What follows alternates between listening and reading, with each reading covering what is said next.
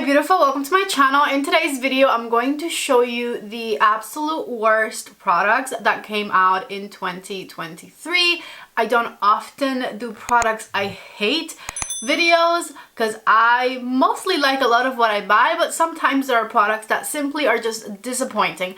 I'm sure there are worse products than these that actually came out in 2023, but these are the ones that had the good marketing, the ones that convinced me that they were going to be good, and they turned out not to work for me at all whatsoever, and I am super excited to discuss them with you. If any of these products is your favorite, I am sorry, it's not personal. It just didn't work for me, my skin type, my skin tone, my lifestyle, whatever. So if you're excited for today's video, please give it a thumbs up and let's go ahead and get started. I think I'm going to start with Huda Beauty because she really dropped the ball on this one. I'm used to Huda Beauty eyeshadow sometimes being a little bit hit or miss when it comes to like the Obsessions palettes and the eyeshadow formulas of those. Some of them are fantastic, some of them have some shades that I don't like, but what she consistently I think has done well when it comes to her eyeshadow palettes that she's launched with her brand is color stories.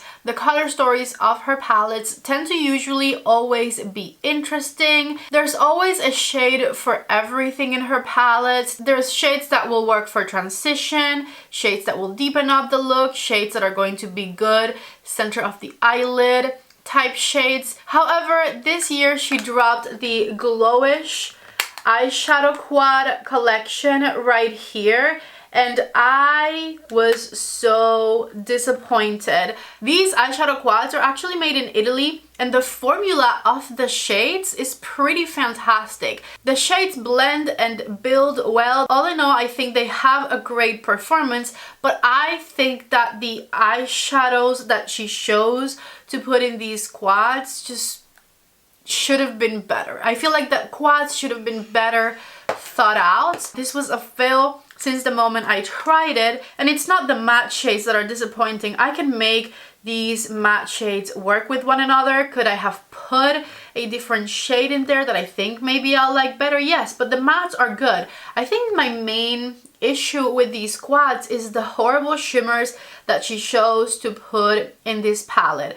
Like if you put this shimmer, which as you can see barely shines, next to this matte color right here, there's nothing that is going to make your eye stand out. In fact, I feel like these palettes tend to look more so on the muddy side. I don't like the tones of them. There's not enough brightness in the palettes at all, not even for like a pop of color. Like this is the shimmer shade that she chose to put in this palette, and you can see how lackluster it is. And it's not only the green palette that does that. This one here, the Amethyst mini palette, same thing. We could definitely work with the mattes. I actually like the matte in this one even better than the ones in the green palette, but the shimmer is just so boring and so just like not shimmery.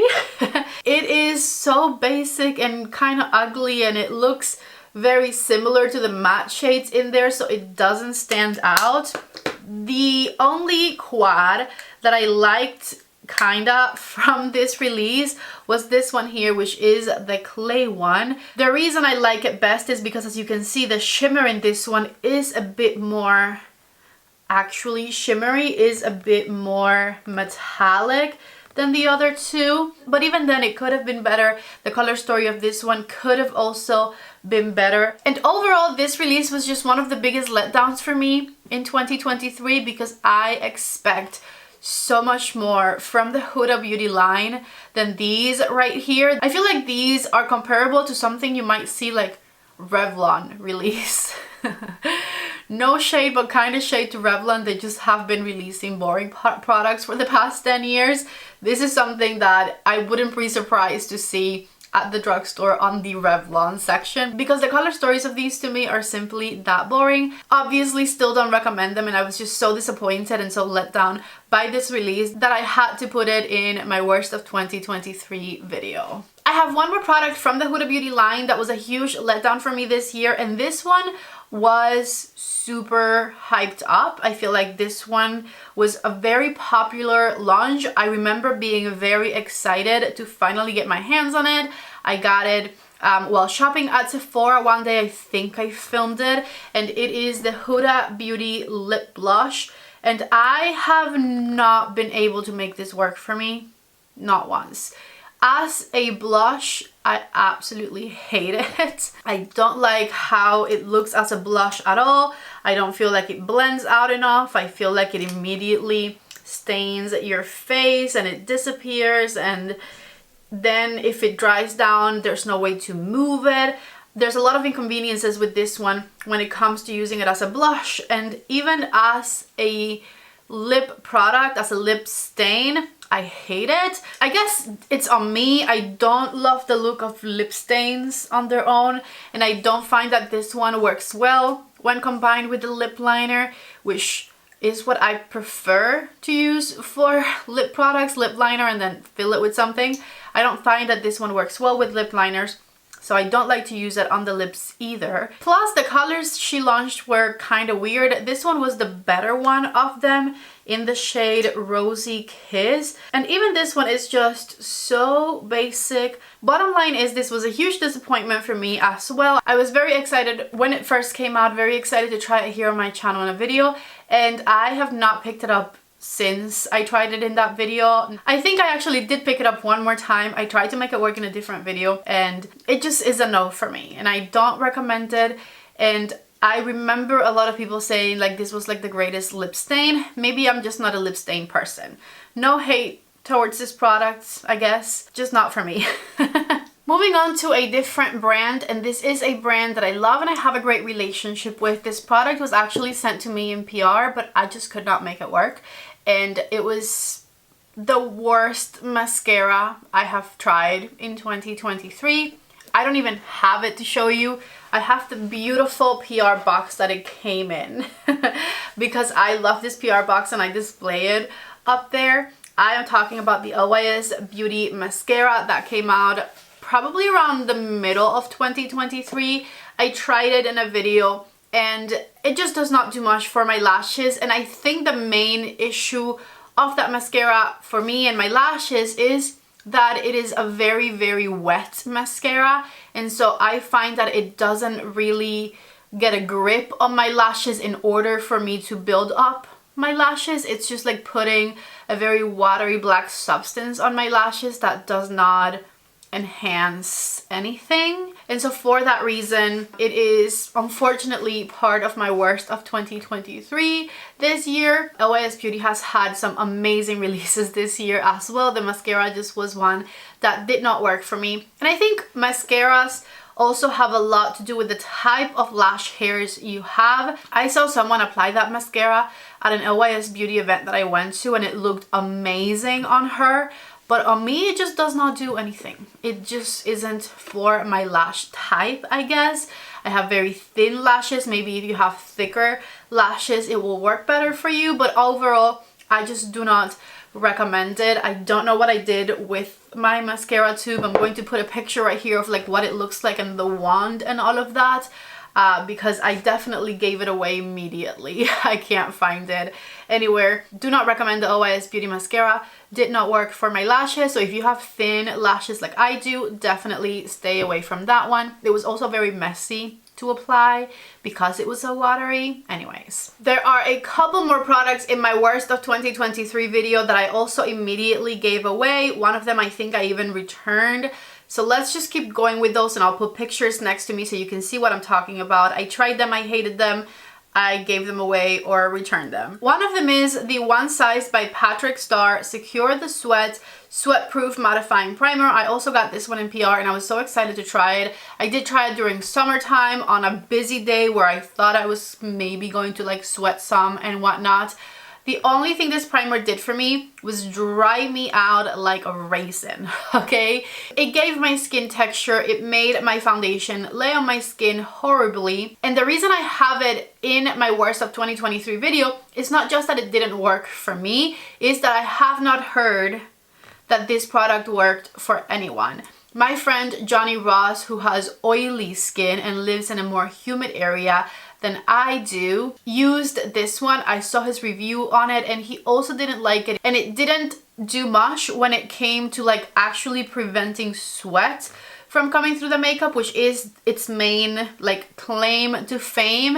So because it didn't work for my very dry skin, and it didn't work for his very oily skin, plus the fact that I haven't heard that this worked amazingly for anyone. I haven't heard anyone raving about it or anything. That's the reason this made it to my worst of 2023 list, because I don't know that this product works at all. It definitely had a horrible performance when it came to me and my dry skin. It also didn't blur any pores. It was just a dry, textured mess, and I do not recommend it.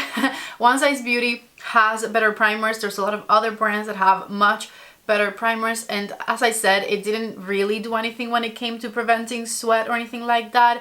So yeah, it's just a no from me. This next product I also don't have with me to show you, and the reason is that I returned this one just to make a point. It's so bad I didn't even want to like keep it to give it away, because nobody is going to be able to make this product work at all. And I am talking about the Stila Calligraphy Lip Stain. I bought this one from my local Ulta in one of my Ulta hauls throughout the year. I was so excited to try it. Again, a lip stain might not be my preferred thing, but this wasn't even a lip stain that I just didn't like the formula of, or that I didn't like the way it looked on my lips. It just did not work at all whatsoever. So in order to make that Stila calligraphy pen work, you have to have it pointing down at all times. So tell me exactly how I can paint my lips by holding a pen like this, right? I just cannot line my lips if I'm holding it down like this, and the moment you turn it up and you go to line your lips, no product comes out. Like, you get one swipe from when you had it this way, you get one swipe, and then it just goes back down, it goes away. The product does not stay on the tip of that Stila pen. So what you get on your lips is the ugliest, patchiest lip product ever. It does not cover your entire lip. It starts fading as you paint it. It is just a disaster of a product. I don't know who could possibly make that one work. Maybe if you like do your makeup like this, that could be a thing, right? Like if you do your makeup like this, you can point it down at all times. I'm gonna demo for you how you could use the Stila pen, I guess, because it didn't occur to me when I had it, honestly. I just was so mad I returned it. But like, maybe if you do your makeup like this and you point it down at all times, maybe that way you can make it work. Otherwise, good luck. So obviously that product does not work. It was a disaster in my opinion. I returned it just to make a point that like it just sucks that bad. I do not recommend it. I hated it. Definitely one of the worst products of 2023. I feel like if I was ranking these, that would probably be like the worst product of 2023. Moving on to something else that was simply just a disappointment. This product just disappears on my skin, and I have very fair skin, so it probably will disappear on anybody's skin. I'm talking about this Laura Mercier Tinted Moisturizer Bronzer. I have mine in the shade Sundrop, but it's not a shade issue because I actually received this in PR and they sent me every single shade that they had available. I tried them. Sundrop was the one that I thought would work best for my skin tone. But the issue with this one is you put it on and then you blend it in and it's like you did nothing. It is so lightweight and so sheer that it does not really bronze up my complexion at all. I tried to use this one multiple times and it just sinks right into the skin and it completely kind of fades and goes away immediately. It's just not a bronzer that I like, which was a huge disappointment. Just like with the rest of these products I'm mentioning today, there are so many fantastic bronzers on the market. There is no need for anyone to waste their money on this one from Laura Mercier, so do not recommend it. Stay away from it. It's a no for me. Makeup by Mario has a product that actually made it to my worst of 2023 this year, and it is these right here. What are these called? The Makeup by Mario Moisture Glow Plumping Lip Colors. I have two shades. I have Cool Pink and Soft Blush, which kind of look the same, might I add. Which is totally my fault because I did see these in store, so if I chose the same color twice, that is definitely on me. There's a slight difference between them, as you can see, but they are very similar to one another. These are goopy, and when you first put them on, they go on nicely and smoothly. As soon as you start talking and like 5 to 10 minutes goes by, they start bunching up like on the inside of your lips right here. They look gross, and they stop looking smooth all around. Like the movement of your mouth when you're talking to someone and you have these on completely changes the way that they look when you first applied them. As I said, they start getting gunky looking and the color does not stay the same throughout your whole lip. Also a huge disappointment considering how great the Makeup by Mario lip balms are. If you stop at the Makeup by Mario gondola at Sephora, these, yes, 100% yes, these are incredible. These are the Moisture Glow Plumping Lip Serums and they are fantastic, but definitely stay away from the plumping lip colors because they're just messy overall. Messy, goopy. They don't apply well. I don't think that they're plumping, by the way. No, don't do it. Stay away from these. And I feel like when I first tried them, I gave them an okay review because it was just like me sitting down, playing with makeup, applying them. And as I said, within the first few minutes, they look okay. 10 minutes later, though, not so much. And so these are in my worst of 2023 video because it amazes me that this lip product that was so promising could be as bad as it is. So stay away, stay away. I feel like I'm being so mean in this video. I kind of want to like apologize to all these products and be like, I'm sorry, I hate you. Anyways, we have 3 products to go and we're going to talk about Pat McGrath next. Pat McGrath made it to the worst of 2023 this year with not 1, but 2 different products. The first one are these right here.